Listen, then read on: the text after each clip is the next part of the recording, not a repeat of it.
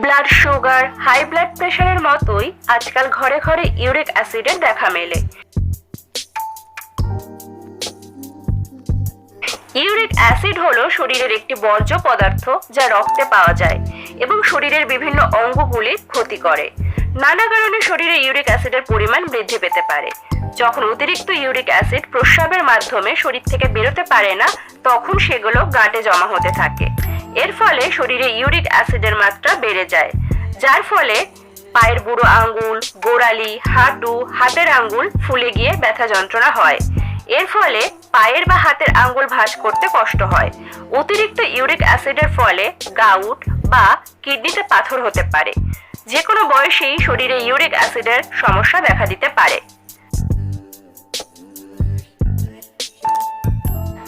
প্রচুর পরিমাণে জল পান করুন। জল ইউরিক অ্যাসিডকে শরীরের সিস্টেম থেকে বের করে দিতে সাহায্য করে। প্রচুর ফাইবার যুক্ত খাবার খান। ফাইবার সমৃদ্ধ খাবার রক্তে ইউরিক অ্যাসিডের মাত্রা কমিয়ে কিডনির সাহায্যে শরীর থেকে বার করে দেয়। ফাইবার সমৃদ্ধ খাবারের তালিকায় ওটস, বার্লি, ইসবগুল, ব্রকলি, কমলালেবু, নাশপাতি, kiwi, apple, cherry, strawberry, blueberry, শসা, সেলারি, গাজর রাখতে পারেন। এছাড়া কলাও ইউরিক অ্যাসিড কমাতে সাহায্য করে। শাকসবজির মধ্যে খেতে পারেন পটল। পটল শরীরে ইউরিক অ্যাসিডের মাত্রা কমানোর পাশাপাশি গাউটের ব্যথা থেকে মুক্তি দেয়। মাশরুম এবং বরবটিও একই কাজ করে। ভিটামিন সি, ফাইবার এবং অ্যান্টিঅক্সিডেন্ট সমৃদ্ধ কুমড়ো শরীরে ইউরিক অ্যাসিডের মাত্রা কমানোর সাথে সাথে ওজন কমাতেও সাহায্য করে এবং গাউটের ব্যথা নিয়ন্ত্রণ করে।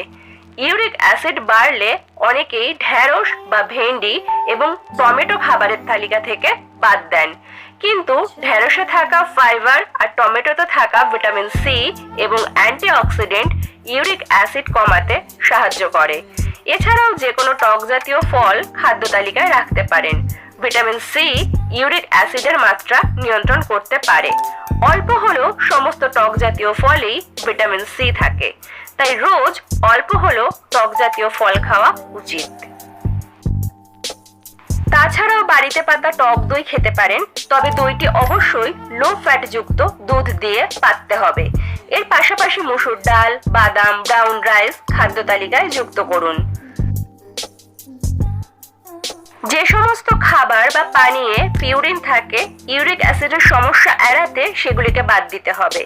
যেমন লাল মাংস বা রেড মিট, কিছু সামুদ্রিক খাবার বা সি ফুড যেমন মোলাস্ক, সার্ডিন, টুনা মাছ।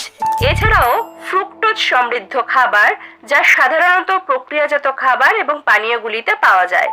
অ্যালকোহলের মতো উচ্চ পিউরিন যুক্ত খাবারকেও খাদ্য তালিকা থেকে বাদ দিতে হবে।